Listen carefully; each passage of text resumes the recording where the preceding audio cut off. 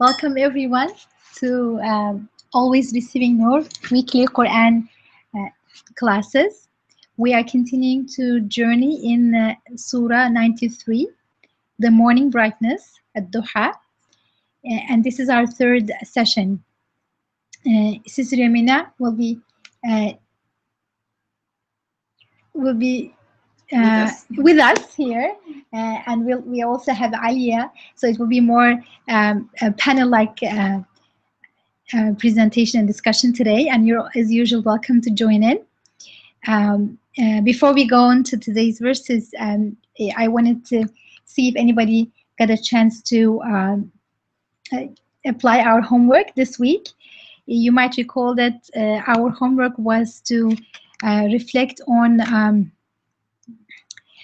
the fourth verse of the surah, and what kind of a perspective does that verse give to our lives, especially when we find ourselves in difficult and challenging situations. Just as a refresher, I will read the first four verses again. Bismillah. Consider the bright morning hours and the night when it grows still and dark. Your sustainer has not forsaken you, nor is he displeased. And truly, the latter will be better for you than the former. This verse. And truly, the latter will be better for you than the former. And I remember Sister Yamina was saying that I'd like each of you to recite وَلَلْآخِرَةُ خَيْرٌ لَكَ مِنَ الْأُولَى, like to recite it and try when you have a difficult situation to question yourself. In this difficult situation, when you read this ayah, how do you feel about it? Do you believe in it? That's question one. And question two, if you believe in it, how is it affecting your behavior in this situation? Mm-hmm. So behavior and perception, that the way we feel about the event. We find something is very frustrating and challenging, and we're upset about it, and then this verse, we turn to this verse, and how does that verse affect that perception? Did anybody get a chance to reflect or apply this at all? Reflect on this. So which one is Fatima? Fatima Chen, yeah. Fatima Chen. So Fatima, I'm going to call upon you. Salam alaikum. This is her first session. Yeah. Oh, yeah. We cannot call upon you, I guess. The first session, the first time. After the break, I mean, yeah. So alaikum assalam wa rahmatullah wa barakatuh. It's good to hear you. Yes, and I want to hear more of you, but I think it's unfair to call upon you. Except maybe have you thought about this? So the homework is for was for last week. As we were going through these few ayahs, Sister Yamina, and I will recap shortly for your behalf. Sister Yamina was saying that all of these ayahs are speaking to us, not just to the Prophet. So as Allah Subhanahu wa Taala is reminding us of things that are happening around us, like with the night, the contrast of the night coming in, and the daylight with these contrasts, Allah Subhanahu wa Taala is then goes from there to say to all of us that He has never, in any situation, has never left us. So whatever the situation is, and whatever the severity of the situation, we are reminded that in this situation, regardless on how difficult it is, Allah is telling us, in this situation, I have not forsaken you. You are not on your own. Mm-hmm. So, and this is difficult. Yeah, we talked about how this is extremely important, because oftentimes, almost unconsciously or subconsciously, from the challenges or difficulties in life, we make the inference that therefore God doesn't like us, or whoever is behind these events is against us, and so on. And these are all very unfounded, completely unfounded assumptions, but we fall into them. Because how could our Rabb be against us? This is something we explored some time ago when we did the teleconference on Prophet Ayub. So that it's not possible for our Creator to be against us, because then we wouldn't be able to exist or breathe. You know, He is always with us, even when It's challenging. there are problems, things that are not pleasant happening. The key point is our sustainer has not forsaken us, nor is He displeased. And I guess displeased, as Sister Amina was explaining, displeased because some of us might think, you know, that God has, you know, I'm by myself, I'm alone, where is God? That's one thought. But there's the other thought that I know God is here, but He must be displeased with me. Like, you know, I believe that God is here, but maybe I've done something that He's displeased with me. Maybe this is like, you know, what is happening to me is because God is displeased. But so Allah, it's very powerful that Allah says in that I'm not displeased. وَمَا قَالَ, I'm not displeased with you. مَا وَدَّعَكَ رَبُّكَ, I have not forsaken you. وَمَا قَالَ, and I'm not displeased with you. I mean, maybe a more literal translation would be, I don't dislike you. Like, yeah, well, I don't hate you. I remember that was actually emphasized by Yamina as a very strong word. Yeah. Yeah, and Yamina, not displeased with anyone. I think Yamina needs to be a little bit closer. No, to yeah, she lost her voice. So Yamina she's now, we're trying to tell her not to talk and to drink water and to mime. She has someone who's beside her telling her, giving her instructions. She has a sore throat and she was trying to clear her throat to talk. And she found Alia next to her, Alia being the voice therapist. She's like, you cannot clear your throat. That's so bad for your vocal cords, and you have to have a very low pitch. So if she joins today, it will be very low voice. Yeah, low pitch. a softer, not a low, no, yeah. Not a low pitch. So, but let's go back. No, the reason I wanted to highlight this, please, because it gets confused with the other term, tarda, rida. Yani, there are things that God may be displeased about what I'm doing, but essentially my Creator doesn't hate me, doesn't dislike me. He's my sustainer and creator, and this is extremely important. And then verse 4 can we really gives before verse 4, I'm just going to go back, that Yamina was reminding us also that can I just interrupt you? I'm not sure if you see the screen, but there are a couple of people who wanted to talk. Asma. We'll get to it. Let her finish. Yeah. I just wanted to make sure that you see the screen. Yeah, mashallah. It is. I see the beautiful blue hand of Asma. So we'll just finish this because we have Fatima that came in new. So we're trying to bring Fatima and everyone to the stage. So وَمَا وَدَّعَكَ رَبُّكَ وَمَا قَالَ, what Yamina was like miming to me, like for us to emphasize, is that Allah subhanahu wa ta'ala has a general term. The general term, He did not say وَمَا قَالَكَ. He could have said مَا وَدَّعُكَ, means God has not forsaken you. But when He came to the word وَمَا قَالَ, and He's not displeased, He did not put you in it. And He is not displeased in a very general term, which makes it very, very light. Very, very, like, yani, has a lot of with nobody. And it's, has a lot of compassion in it. It's like, so you can say, and God has not forsaken you, and He's not displeased in general. Like, you are not mentioned even in proximity with displeased, which is a lot of compassion and a lot of rahmah from Allah subhanahu wa ta'ala. So again, to turn the microphone back to the audience, after all of this, Allah is reminding that with whatever that's happening to you right now, keep your focus on al-akhirah, because definitely al-akhirah is khayrun laka, is truly where all of the khair is better for you than this, like, than right now. And this is where Isra was going to complete the meaning before we ask Asma to share with us. Go ahead. Yeah, to me, I just want to share the way when I got a chance to reflect on this, I was frustrated about something, and then this verse came to my mind, and it just puts things in perspective, because we can get caught up in something, and then when you put it in the eternal horizon, that thing becomes so small, and you're like, wait a second, I'm a candidate for eternity. I can't kind of break into pieces because of this. That doesn't mean I'm going to ignore things that are problematic in my life. but I'm not going to also take them out of proportion, because there is life after death and there is this eternal horizon. Yani, what is later will be better. So just because I have a struggle right now doesn't mean that this is all there is. So with that, I want to turn to Sister Esma. Yes, please. I'm so sorry for the last 2 weeks, because of the gardening, my knees were horrible.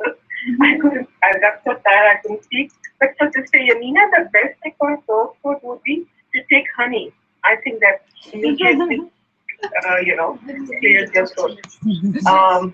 And then to go back to this verse, I'm so sorry I didn't do the homework, but I'm just trying to figure out now that the basic philosophy would be like, the Ula part, the part is we are struggling, right? We are going through it, so we are working hard on it. So definitely it involves a lot of struggle. And the later part is the reward part. So it would be obviously easier. I mean, I would think that way. And also in case of the Prophet his, you see his from his childhood he was an orphan, and then how Allah subhanahu wa ta'ala helped him from that point to the point that this verse came. So if you reflect, so always, when we are working hard, the results come later on, and they're always good if they're working, hard for it. So that's what I thought. I have also two thoughts or two things that I remember. One is that these first two verses, consider the bright morning hours and the night when it goes still and dark. We discussed them for quite a while together with Lail, with the Surah 92, where it was the other way around. So there it was first the night and then the morning hours, first the dark and then the light. And we said that, to me it was, I like that it was emphasizing on the process, that there's always good times and bad times and good times and bad times. And still if I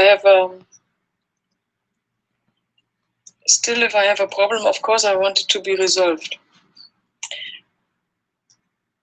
And then there was this moment where Yamina said, now listen to the verse. And this is also something that I would like to emphasize, because this happens in the last couple of surahs that seems to emerge as a kind of thing that she asks us to do. So we said that when we read Quran, we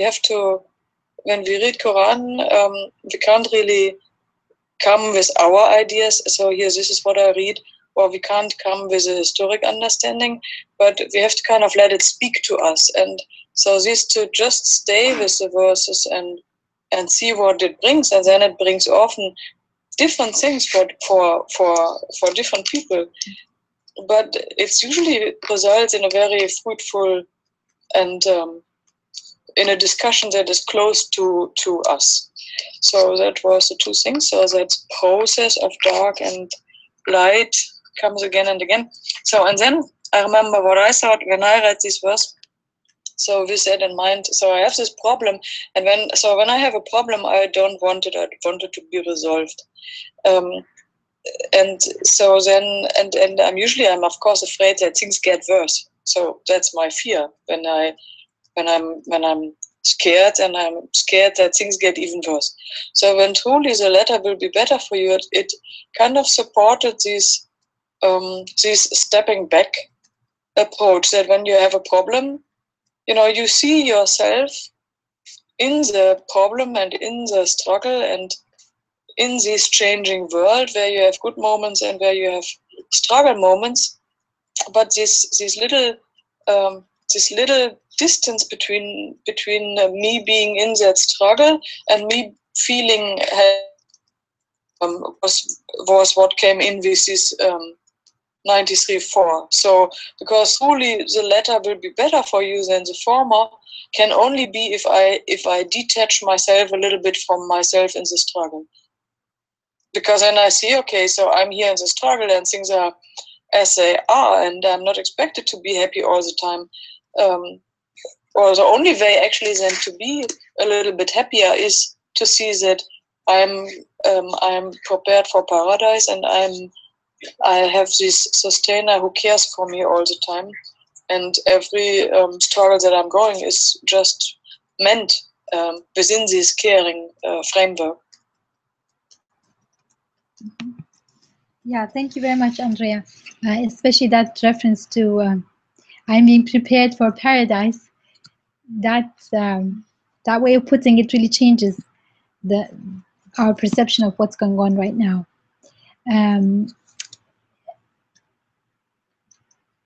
Now, so Asma, did you want to? Your hand is still up. So Asma, did you want to comment on that? I'm so sorry. Let me take it. Okay. Oh, yeah, it's okay. I like how it looks though. So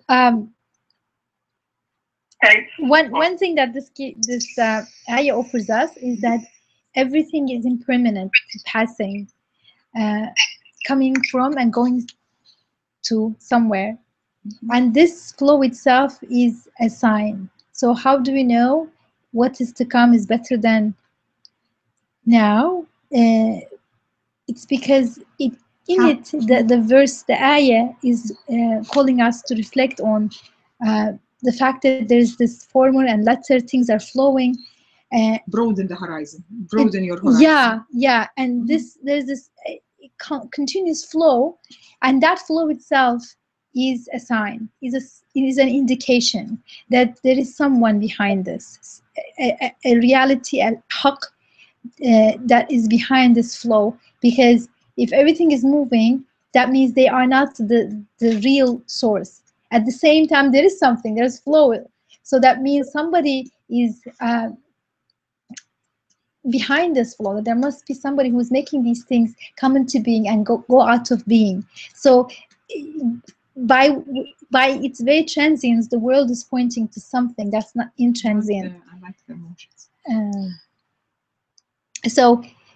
So then, if there is such a being, then we can be sure that there is eternal horizon, and then what is to come is better than what is now. Sister Yamina, yes, I'm gonna bring it closer to you. A reminder. It's a reminder, and so that flow, this ayah reminding us of the reality of the world being in flowing constantly, reminds us the reality, haqq, and being that this world in itself is fani, is impermanent, and therefore we start looking. It's like almost like guiding us to seek what is beyond, to seek the meaning that is signified by this flow of creation. And so it helps us gain perspective, because when we focus on something, sometimes it's so small, but because we're so invested in it, because we're so focused in it, it becomes like almost like it's the only thing in our life. But when we gain some perspective, or like friends from outside, that's why istishara is very important, because they have a better perspective and they help us reconsider. And so it's a moment of pausing and remembering the reality of what's going on in our life as ayat, as messages from our compassionate Rabb.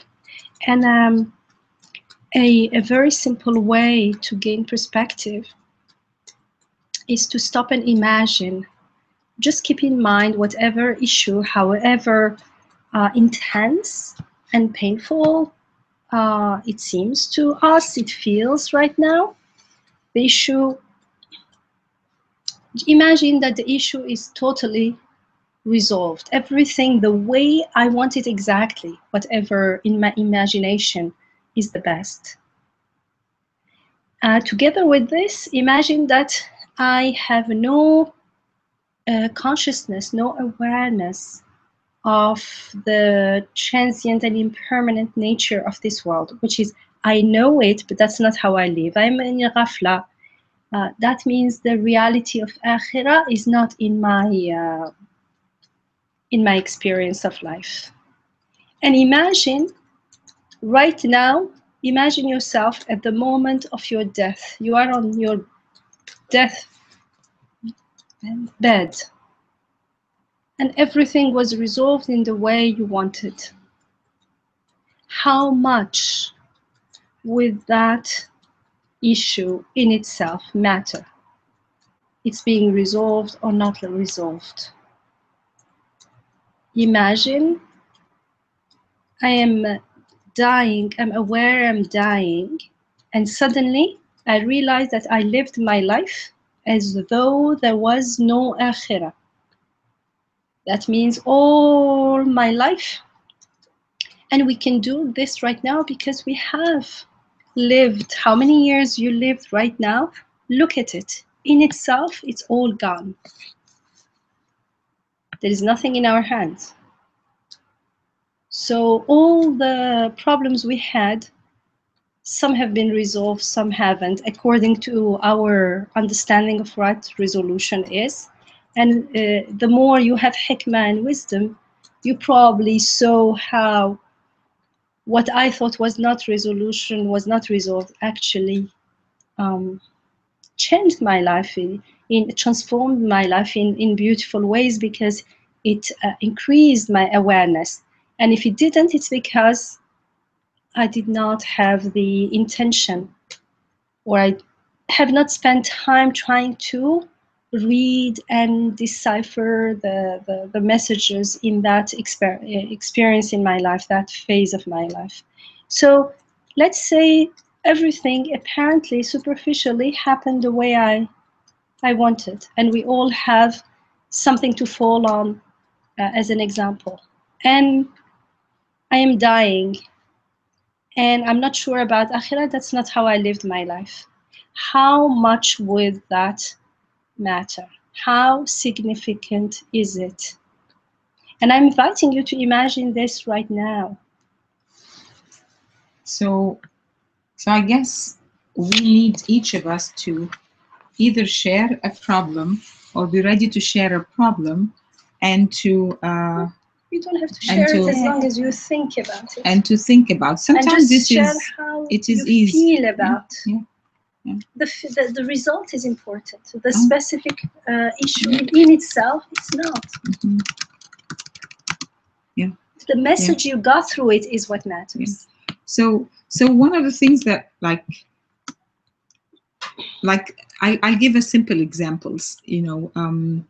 2 days ago, I had an email that had wording that was very annoying for me. And that email, I kept playing back in my head, upsetting me. And, and then all of a sudden, after I finished prayer, it just came to me, this ayah that, why are you focused? Like, these things are transient. Which ayah? Yeah, the one homework. The homework. And I've mentioned it to you. I mean, I was saying, this is the one that came to me, because I was keeping playing the email in my head, what should I say, how was said.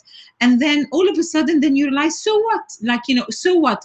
If the email meant to be rude to me, or if the person who sent the email wanted to be, to be unkind, so what? Or if he did not mean anything and he was very kind, what is, if I answered right away with anger, or if I answered with compassion, regardless, just I made it into a big thing. And then all of a sudden I realized, this is just a very simple email. It doesn't matter, if I really believe that, just like the night comes in and is, and night is followed by daylight, which is the beginning of the surah, and that means that things that look dark are gonna be followed, and definitely the situation that you are in is gonna change if you choose to realize this, and then you should be taken away from all of this disparity. And it just it came to me after prayer, and I really felt subhanallah, isn't this exactly what we're talking about? Isn't this? So for the first time, I did not, at the time I was thinking about the email, I was not thinking about the ayah. But as I was thinking about the email, the ayah came to me. It's not I was thinking about the ayah and trying to apply it. As I was thinking about this email and being upset, all of a sudden the ayah came to me, as if, it's okay, why are you stuck into this? And so, move on.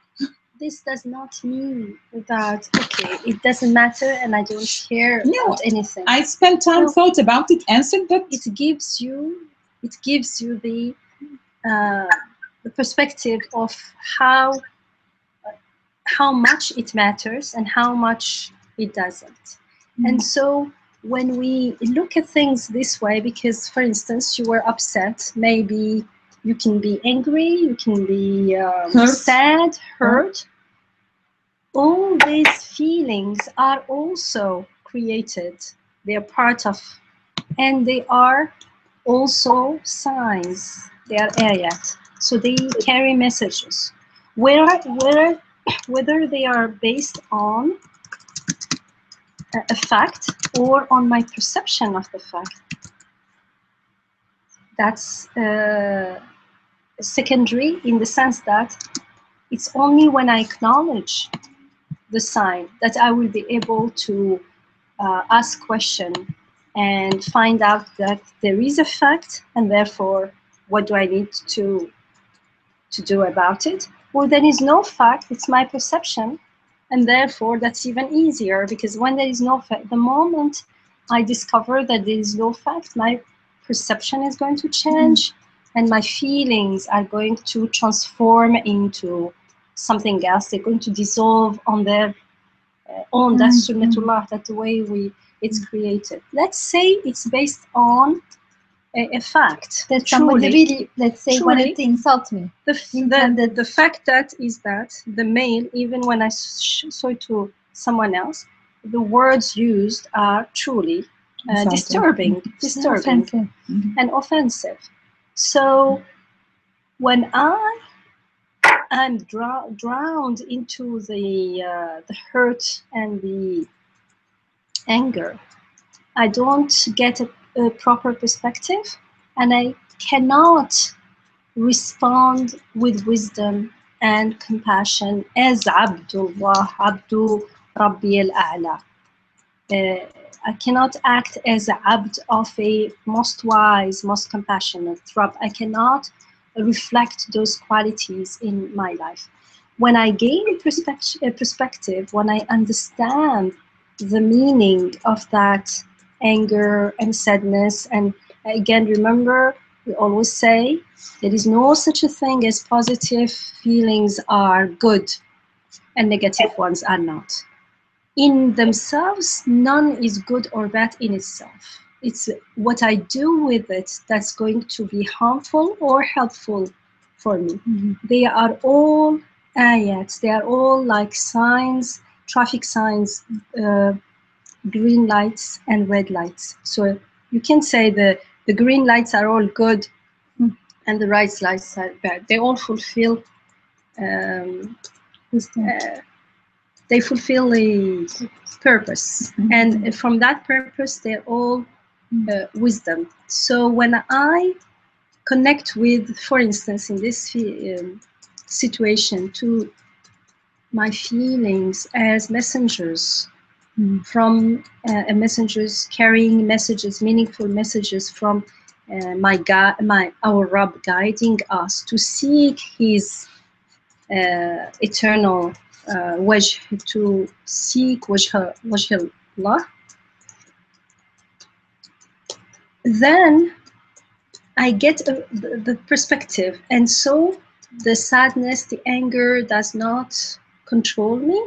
I listen to it, learn from it, and there is that space, that enough space of being not totally attached and invested in the issue as it's about me and the other person, as if it's disconnected from our Rabb, as if it is that a person insulting me and me being helpless, or it's only between us, because yes, the other person may be using their choice in a harmful way. At the same time, as we always say, there is the aspect that looks to the person, but there is also the aspect that event is being created, and so there is rububiyyah in it. And even when the other person is trying to harm me, they will only harm me bi'idhnillah. Only, actually, they will only harm me when I get stuck in it. They cannot harm me otherwise. No one can harm me. They can use the worst language. If I take it as an ayah, I learn from it, and now my that anger is telling me, oh, it is not nice to write like this. So am I going to write in the same way? No, because now I learned that it's nasty to do this and it doesn't feel good, and I am not going to do it because that's not my path. I am Rabbul Alameen, Abdu Rabbul Alameen. My Rabb has taught me to be kind, to be compassionate, and so I gain that wisdom of being a Abd. And also, if I may add, one thing that becomes can become very challenging is, for instance, if somebody is insulting me, that I feel like my dignity depends on that person's attitude towards me, and then it's easy to get lost in that event and say, okay, how come that person doesn't respect me? How dare does he write to me like this? And beyond, it's normal to be frustrated, but then we can take it to get lost in it if we think our dignity really depends on that person's perception or response to us. But then this verse, وَالْآخِرَةُ خَيْرٌ لَكَ مِنَ الْأُولَى, gives us perspective, and in the sense that it reminds that our dignity is not dependent on somebody else's approval, because my Rabb gave me dignity. And there are those passages, that says, in broad terms, وَلَقَدْ كَرَّمْنَا بَنِي آدَمَ, we have favored the human being, children of Adam. And also there are those passages that talk more specifically to believers, saying that in the believers or potential believers, it speaks to saying in the Quran is your izzah, is your dignity. That if you want dignity, all dignity belongs to God and the Prophet's path. So all of these references start making sense, because I have a need to be dignified, and then I can completely lose myself if I realize that I'm not dignified in somebody's eyes, and that if I take it as an attack to my dignity. But then the moment I realize, wait a second, I have been brought into this being, I'm being sustained every moment in this extremely purposeful universe, extremely purposeful existence. I am part of this, and somebody chose to bring me to existence and is sustaining me each moment purposefully. What a great honor! And if I can lift myself up to the awareness of that honor, then so and so was upset with me, so and so insulted me. It doesn't mean I will completely ignore it, but it shrinks in size, and it really we can put that in perspective. And sometimes there is a more, I don't know if this is appropriate at this point, but there's an idiom that says it's not the end of the world. And that's a very kind of watered down way of saying or pointing towards this fact that it's not the end of the world, meaning your life doesn't depend on it.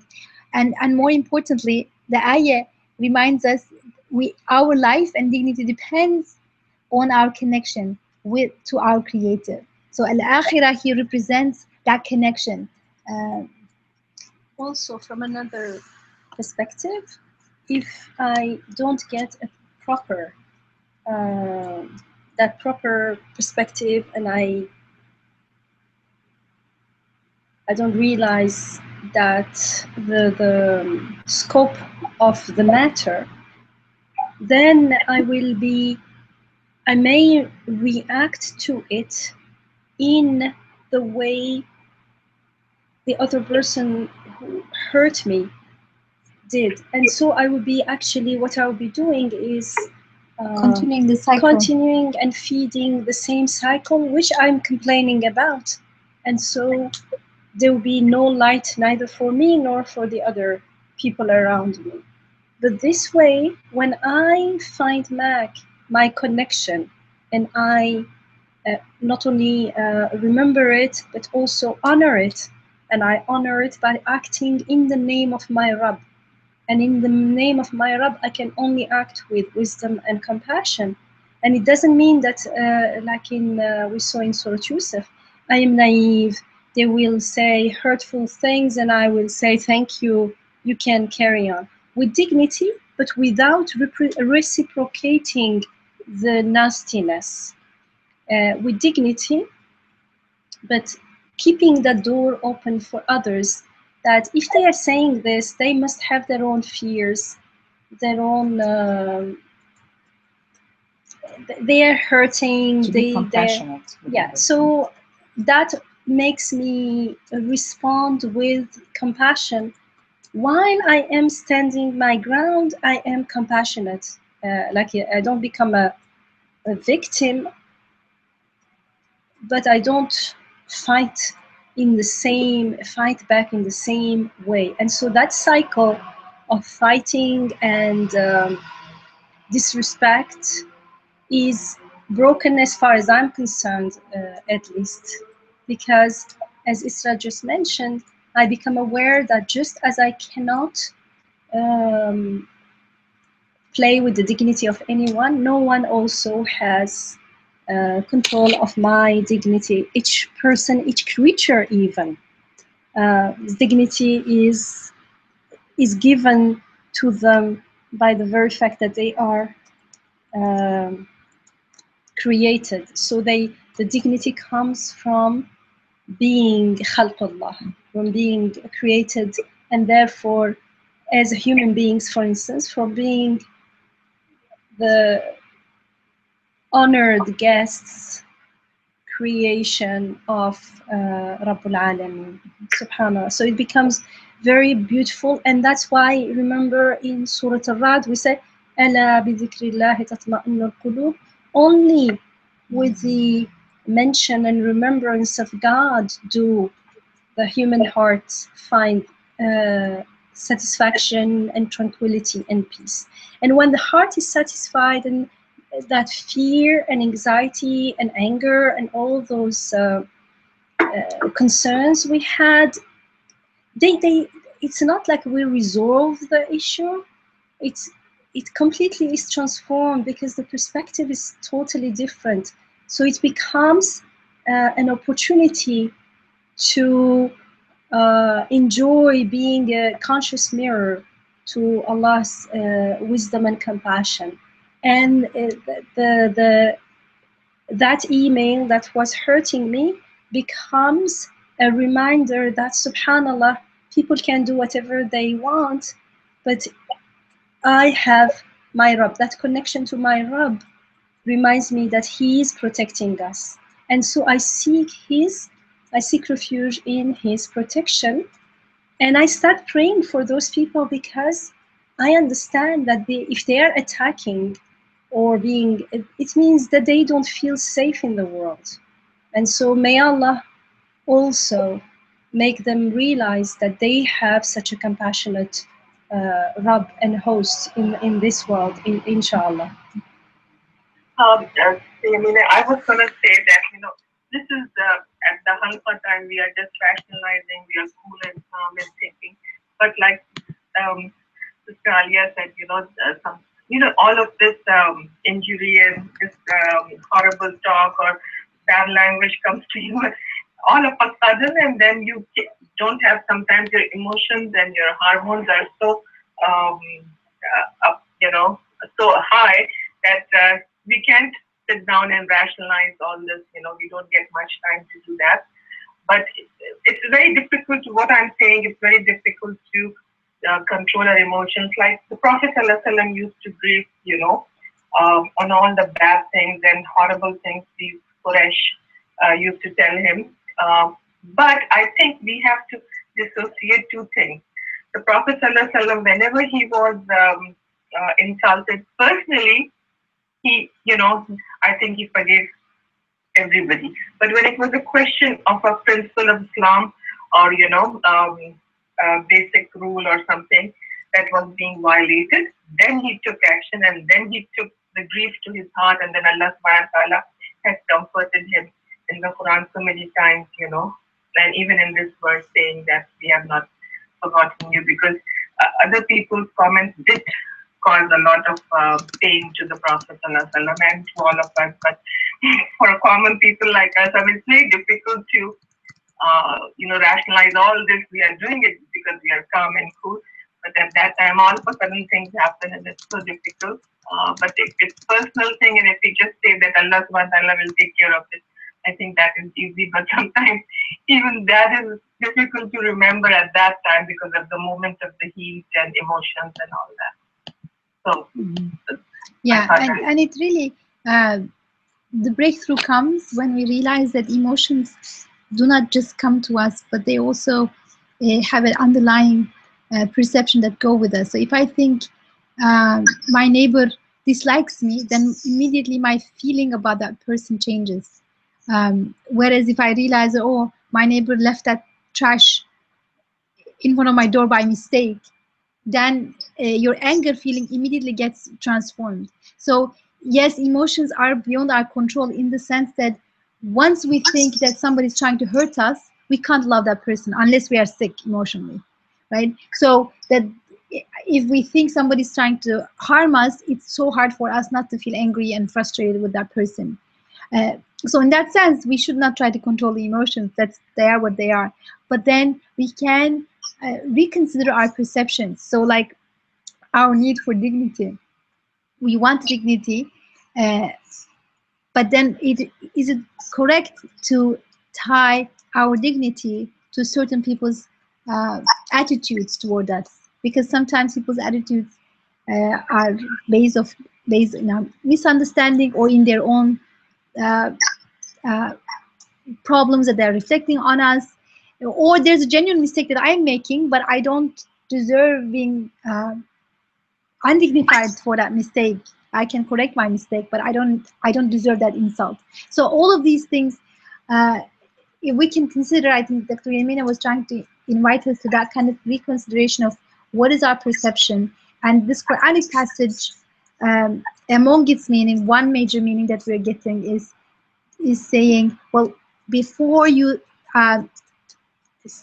decide that this is a bottomless pit or morningless night, before you get stuck in this darkness, there is night, but before you declare that this is evil and unfair and I'm stuck in here, remember that your Lord doesn't dislike you, and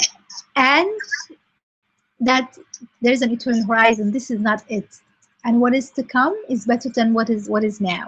So these perspectives, this Quranic perspective, change how we see what's going on.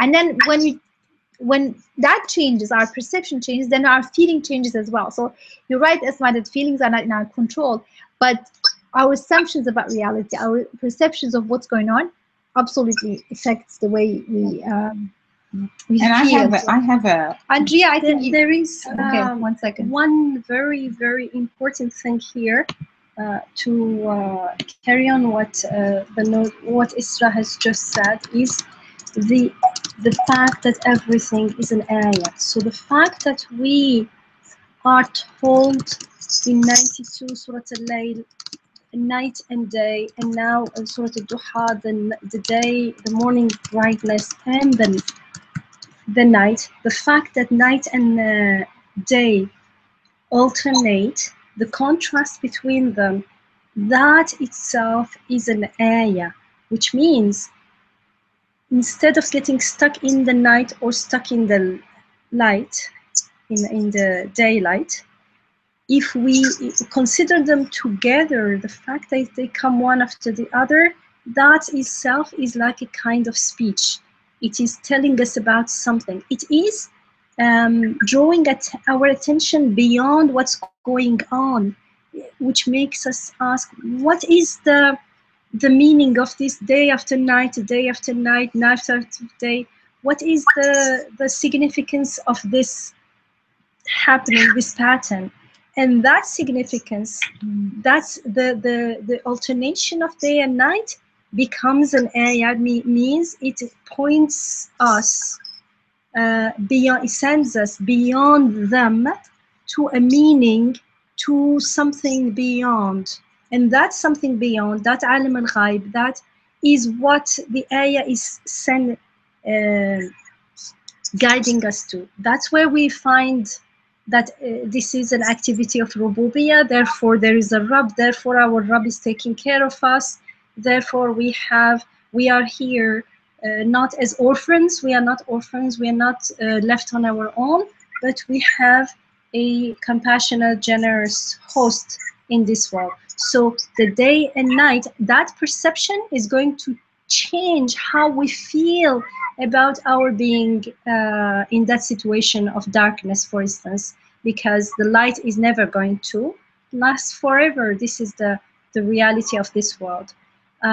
This is not rationalizing. This is perceiving the world in the way the Quran is teaching us. And remember, the Quran in many different places, we can only become aware of that everything is an activity of rububiyyah. It's an ayah, meaning they all carry messages. They are all meaningfully pointing beyond themselves to other meanings. They are signifying something, just like the letter are not just letters, but they have a meaning that is attached to them. So when we start perceiving the day and night, and therefore all the flow of impermanent things go and come, good things come and go, health comes and goes, and everything, and so does illness, then our feelings also are going to change. So it's not rationalizing, and it's not about, the feelings are themselves signs. They are also pointing to, telling us, be careful, something is going on here. So it's like the red and green light. And it's not about, okay, the Prophet ﷺ this, so I'll do it, but now like I don't feel like him. Yes, but how did he come to that feeling? It's not like he worked very hard and controlled his feelings. I'm missing the point. The Quran here is teaching me how he could do that very easily. Remember, وَنُيَسِّرُهُ لِلْيُسْرَى. It's going, نُيَسِّرُهُ, it's not even that easiness will be made easy to us. No, we will be eased into easiness. Because when my perception of what's going on changes, then that's it. My feeling also accordingly will completely change, because I have no control over my feelings. When I think someone is going to harm me, I'm going to be scared. And when I realize that, oh, not at all, it's my friend, actually, she's coming with a gift, then suddenly I feel very relieved and very happy. I have no control over my feelings, but I have total control over investigating what's going on, and therefore making shahada of witnessing to what is really going on. And when I know what's going on, Allah gives the gift of the feeling. That's why the feelings are always pointing me, are you sure? Like, if I feel helpless and like nothing is distressed and despair, especially despair. Despair is a sign that definitely my perception of what's going on is amiss. Something is wrong in my perception.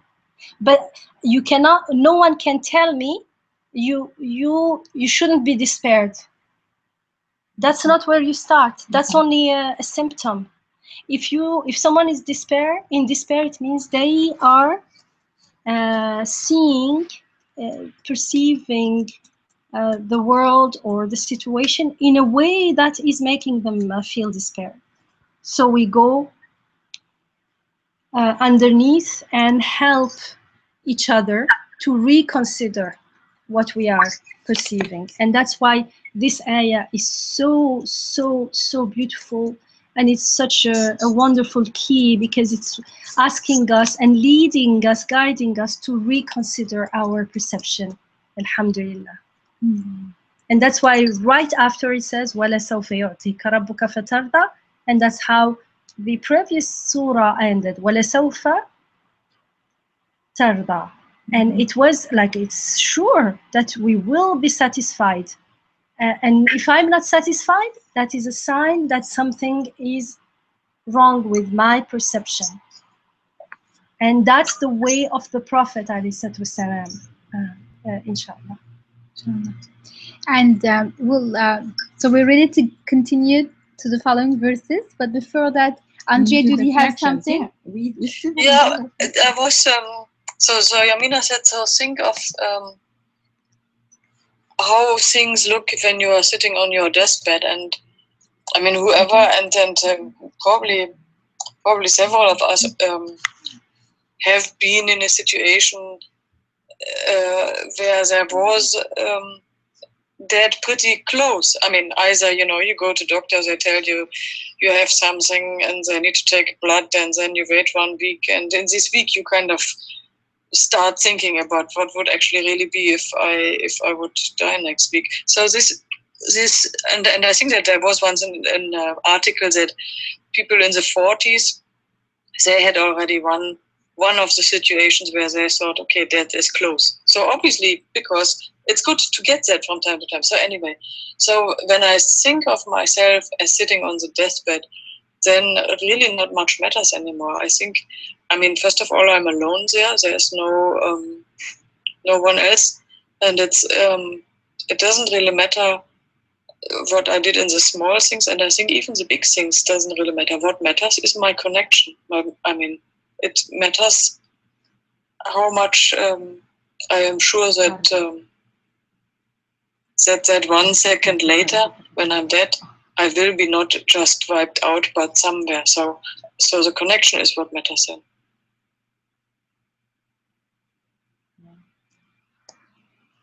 I like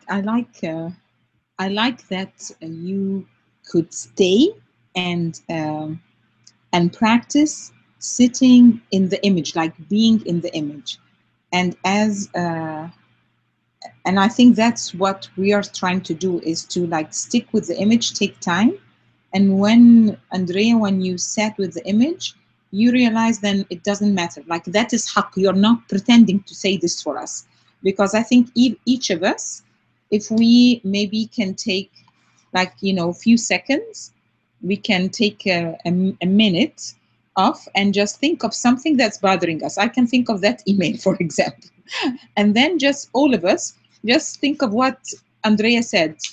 Andrea has an image of like, you know, what would it feel like, you know, if you know, if your time has come, you know, she has an image. And then let's all of us just think, if we sit with that for a minute, and I'll give a minute, and think of something that's really bothering you, would it matter? So let's just 60 seconds. 60 seconds, yes.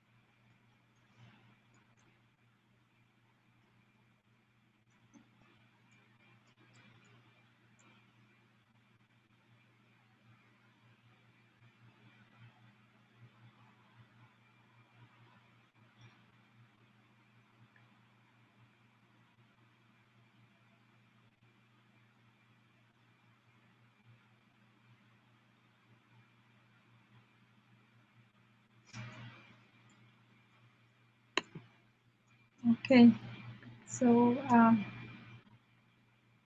I agree with Andrea. I had the same sentiment. Whatever is bothering me these days had no significance when I visited my future self in her deathbed. Really, it doesn't matter. Actually, I thought there is no need for deathbed. If right now I had some news of a very serious illness or something, that also would disappear. All those things will actually, they will be still there. They're still going on. It's not, we're saying that it's not like they are not there. But it's like when you look right now in the room, there is a glass on the table. It's a glass on the table, like in the room. It's a small thing. But if I only focus on the glass, I forget about the proportion and that it's only a glass on the table. It becomes my reality, and I forget about the whole room and everything else in the room. So subhanallah, it's how we look at it. Anyone wants to share? Just wanted to say that, if you look back sometimes in our own life, how we have reacted in the past and spent too much of energy on something which, was a waste of time, and, so we can learn from that. So, so that in future we are selective in reacting or overreacting, to the appropriate things. Some things you just have to just like a boomerang, kind of deflect, and some things you take action, depending on the selectivity. Practicing selectivity. Yeah, thank you. So then let's continue reading. Can I share following something? verses. No. One more. I know I'm bothering Isra because I keep. So one of the things that that I was also thinking about is the concept that you were discussing about how dignified you are. And I think I find when someone insults, one of the things that hurts very, very much is that what we're discussing, that sense of dignity being taken away. And I know on an analytical basis, I believe that Allah subhanahu wa ta'ala has created me dignified. And I know there's all of these, like yani shawahid, all of these signs around me that, when Allah sends someone to love me, that's, being dignified. When he sends my risk, it's being dignified. When he sends my water, it's being dignified. When I see the flowers that I like, yani who knows but that I like flowers, but him, that means. So all of these are signs of being dignified. And then my question was, how can I always be in that state of feeling dignified? And I think this state of feeling dignified, like, is by always, like, this is where ألا بذكر الله تطمئن القلوب, or this is where with the shahada, so that you always remind yourself, like, that when things happen, that, don't take anything for granted. Just be thankful, like, when you realize how dignified, not, I don't want to say thankful, but when you realize that this is an ongoing basis, you will have a different way of doing things. And I have two comparisons that I have in my mind. One comparison is kids that are so kids that come from families that are taking very good care of them, that they respect them, they listen to them, like, people who are raised in families that are very very respectful to the kids. They have never been like humiliated. When there's something wrong, the father comes and discusses, and the mother, okay, why did you do this? So these kids have a sense of dignity. Like, so even when they do something wrong, these kids go and say, yes, I've done this, like, this is wrong, or, and I'm ready for. But if you go to a kid like who comes from a family that like is always beaten up regardless, these kids start becoming liars, and they, and then, so then I thought, like, the kid who comes from a dignified family always acts with dignity, even when he's mistaken. We have a dignified Rabb that is trying to teach us to do the same. Even when we make mistakes, there is a way to come back. We even, he tells us there's a way to like pay back the haqq of the people we made a mistake with. And like, the haqq against like our own selves, because this was our own self. And then I got connected to the surah is that these moments of darkness, like night, as Dr. Yemen said earlier, it is essential. That night and day contrast is essential. That these moments where we have the sense of dignity, I mean, we're born with it, and then it's interrupted. Your parents gets mad at you, or saying things that are nasty, or you feel you're treated unfairly, and so on. All these moments where it looks like there's a crisis, and am I dignified? Those crisis moments, those interruptions are actually meant to be there, because through that contrast we come back and say, initially I suspect, am I dignified? And then I come back and say, yeah, I am dignified, even though in this particular situation I am treated unfairly, but I have a sense of justice that's given to me that kind of tells me this is unfair. That means there is somebody who's just. Even if the justice is continuing, I know there's a source of justice, and this is not the end.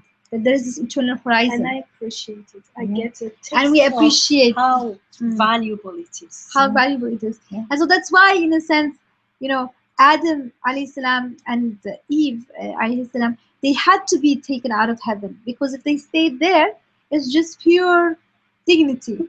But then they come out on earth with dignity, but then there are all these moments where it looks like you're not dignified, that somehow things are unfair or you are humiliated, and then there is night, there is morning brightness, and there is night. But then that contrast itself makes us aware of the dignity that we are given, makes us aware of the source of all dignity.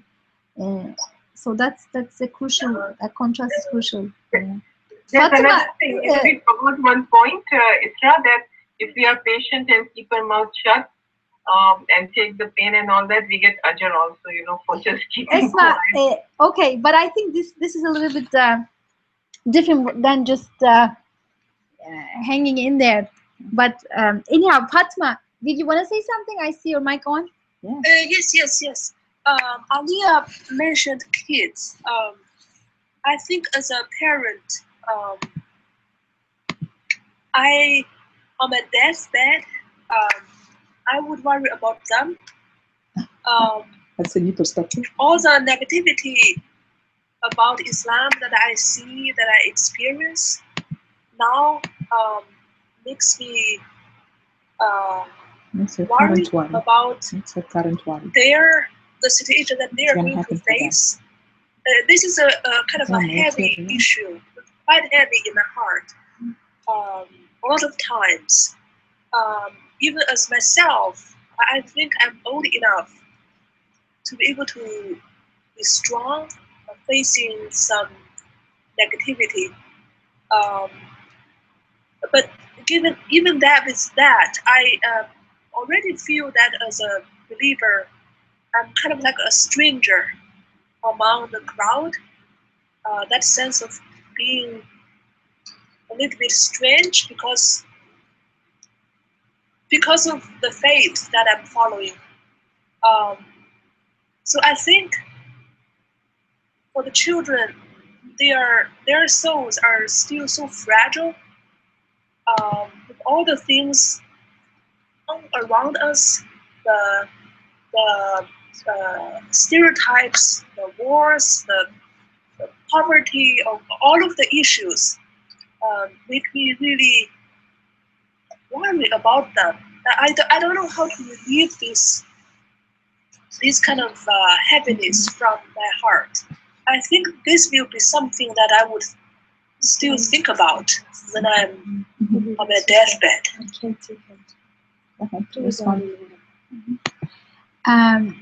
Thank you very much, Fatima, for bringing that up. And this is the thing that many of us share.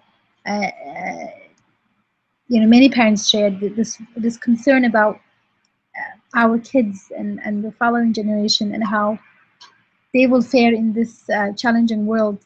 And it even reminds me of Prophet Abraham, who made a dua for his progeny. He doesn't just pray for himself in the Quran, but he prays for his progeny. He wants them to be believers. He wants them to uphold prayer. So as you were talking, Dr. Yamina next to me, she pointed to the following verses.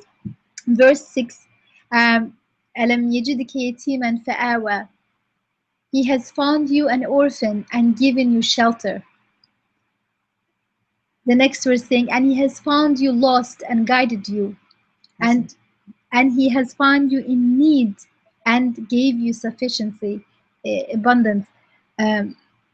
So it's a nice entrance into the next couple of verses in the surah, because it turns to uh, exactly these feelings of being lonely, being orphan in the wider society, or feeling lost and need, and coming back to the fact that I am, if I can understand who's taking care of me, then I can uh, entrust to that person my loved ones as well.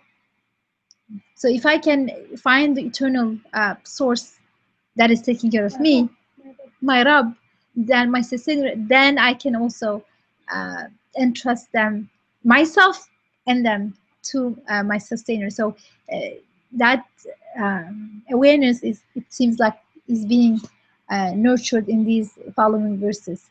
So I want that word itself is also a A sign. reminder, telling me that if it were to me, I would worry about my children, and when I worry about my children, about the children of my friends, and but when I realize that I can't even take care of my needs, and someone is taking care of me, then I surrender and entrust all of us to His. And it's exactly what it says right after that. Actually, after the وَلَلْآخِرَةُ خَيْرٌ لَكَ مِنَ الْأُولَى, which is truly the latter will be better for you than the former, it says وَلَسَوْفَ يُعْطِيكَ رَبُّكَ فَتَرْضَى. And indeed, your Rabb, your sustainer, will give you so much, because ya'ti in Arabic is to give plenty, that you are well satisfied. So indeed, your Rabb will give us, our Rabb will give us so much that we are pleased.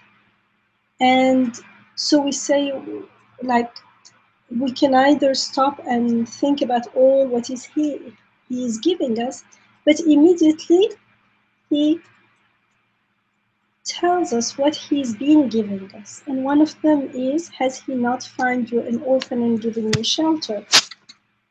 ألم يجدك يتيما فآوى ووجدك ضالا فهدى ووجدك عائلا فأغنى. And has He not found you lost and guided you? And has He not found you in need and gave you sufficiency?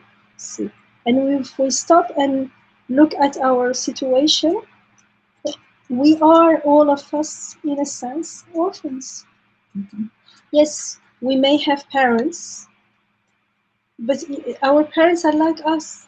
They also can only entrust us to our Rabb, because in fact, at the end of the day, they can't even take care of their own breathing.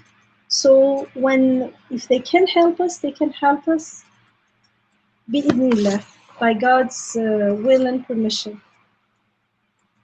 And so are we with our own children and the people around us. So we are all, in a sense, orphan. And we have only one protector, and that's our sustainer, who sustains our life here and now, and sustains our breathing. And if were it not for His guidance, is there any other way we can be guided? And our needs. I mean, if we stop and think about these three ayats, and why one is orphan, like relationship-wise, connection-wise, and one is istiqama, direction-wise, and one is the need and being not self-sufficient. So we can, and the feeling when you were sharing, Fatima, the hadith "Tuba lil ghuraba" came to my mind. So it seems to us that this is what's going on in this time, but apparently this is what people felt all the time. How can you translate "Tuba lil ghuraba"? Bounty and Blessed be the strangers. Yeah, it's beautiful. I love this I love this. And we are all strangers in a way. As far as the fani dunya, the transient and impermanent, the dunya, worldly life is concerned, we are all strangers. As far as Wajhi Rabbina al-A'la is the aspect that looks to God, the aspect that looks to the eternal beautiful names, the aspect that looks to Akhirah, then none of us is a stranger, none of us is because we are all siblings and brothers and sisters, not only humanity but all of creation, and we are all connected through our connection with our Rabb. Otherwise, if we take the connection with our Rabb, everyone is on his own, an alien and a stranger, and an orphan. Otherwise, we are not only connected, but also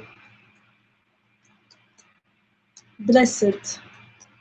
Alhamdulillah. So it's a tuba lil ghuraba, because if you are feeling stranger in this world, nothing bad about it. It is that feeling of feeling strange that that makes us long for Akhirah and seek it, and long for Wajhi Rabbina al-A'la and seek it, inshallah. Yes, I like Jazakallah khair, Yamina. I like Fatima.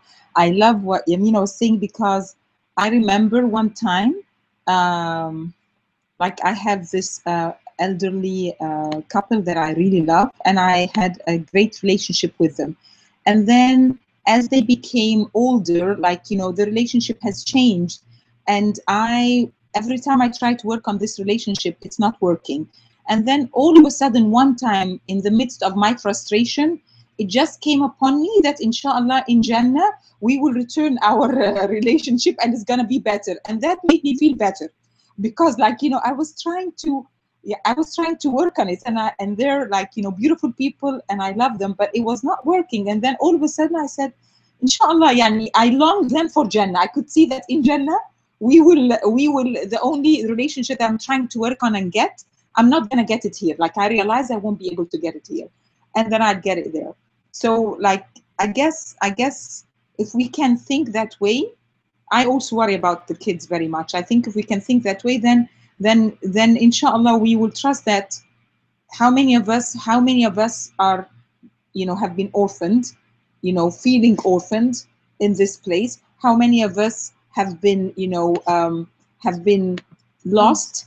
Even lost, like lost being, sometimes lost is not total loss, but sometimes you get lost from the way in coming back. Even, you know, so those of us who were, like, you know, were found themselves into Islam were not born it. And those of us who were born into Islam but thought of a dogmatic Islam were disconnected from it. So, like, you know, everyone was lost in a way. And then subhanallah, like, what was the way that Allah got us even to meet once a week to discuss, like, you know, how did any of us think we're gonna do this in one point of our life? Did we even know that that is possible? But here we are trying, yani. And then how many of us didn't, you know, I remember when we first came in with one room and one, you know, I don't know if it was a bed or a futon, and then, like, how many of us still have that? Now we have chairs and tables, and, you know, all of us have went through different phases. So, and Allah is reminding us, if this happened to you, then why don't you trust? So if all of these answers, if all of these questions you have answers for, and then the question is, then why aren't you trusting? Like, where don't you trust me?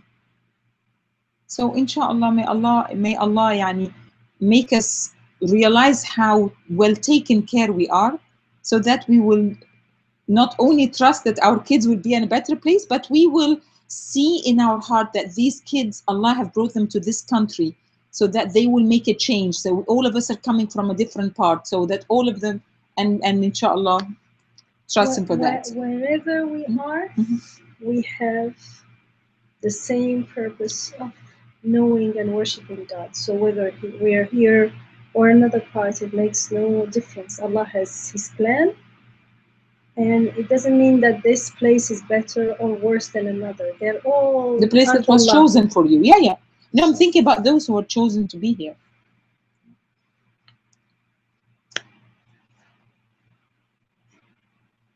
Anyone wants to reflect?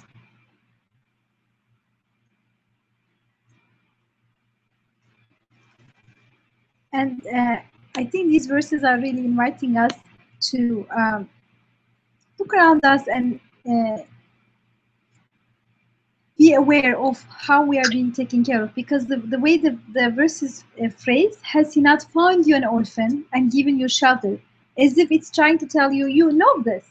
Whereas we don't usually think about it that way. Like, I did it, I made my way, I survived, I struggled, this, that. And then the verse is kind of trying to make us confront our true nature and reality. Weren't we orphans and we were given shelter? Weren't we lost and we are guided? And it's open-ended. Like, it doesn't say exactly what it is. It's open-ended. Don't we have needs and they're being taken care of? So this past tense in Arabic is also the perfect sense, the complete sense. So it's not just in the past I had a need, but right now I have a need to breathe. Today we were talking with Alia about her specialty being voice, and she talked about how could you talk about the larynx and how it develops in the baby? So the baby larynx, as an infant, does not have a layer structure for it to vibrate, because it produces only very primitive sounds. And as the larynx develops, the layered structure starts, because there's like a huge range of sounds that will produce.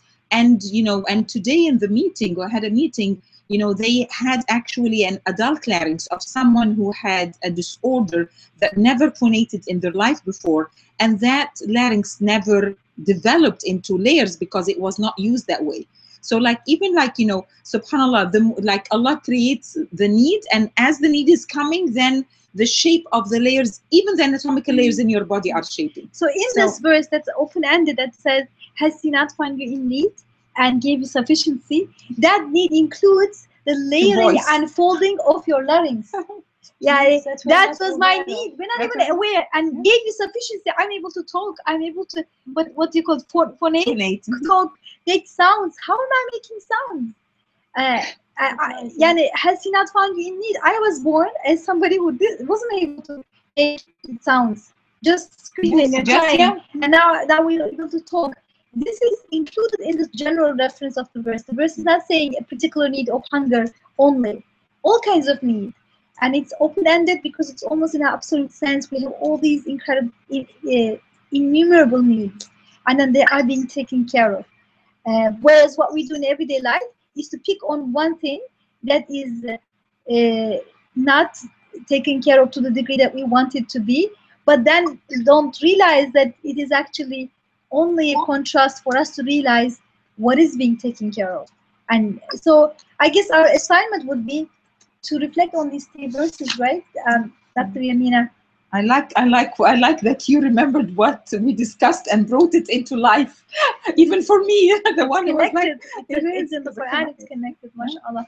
And I also thought it might be really a nice assignment. I mean, you can read these verses also as an explanation of what was before. So your sustainer has not forsaken you. So who is that sustainer? So as in, so yes, the one who works, who creates folds in your voice muscles and voice bags, right? And including gives you. And also this is, so if you think of that, so this is a claim, no? So has he not found you an orphan and given you shelter? So is it really true? I mean, that's something to verify. So I think it's really absolutely the right thing to put it into an assignment. Mm-hmm. So yes. Is that true? Yeah. Can we confirm that? Yeah. So that's the assignment, to really look around us and within us, the ways in which we are being taken care of in many different ways, through guidance, through.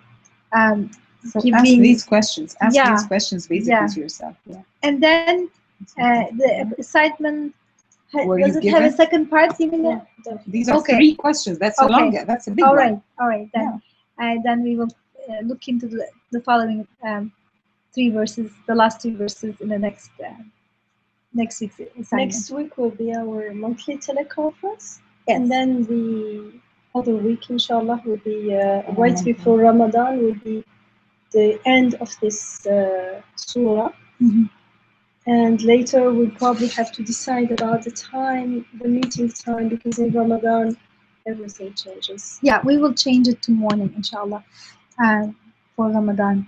Okay, so so then that's the assignment, to really focus on the following these verses, verse 6 to 8, and then if we have time, we can also connect that with the next 3 verses to see the connection between the two, as it will be our last session and our next session, inshallah, in second week of June.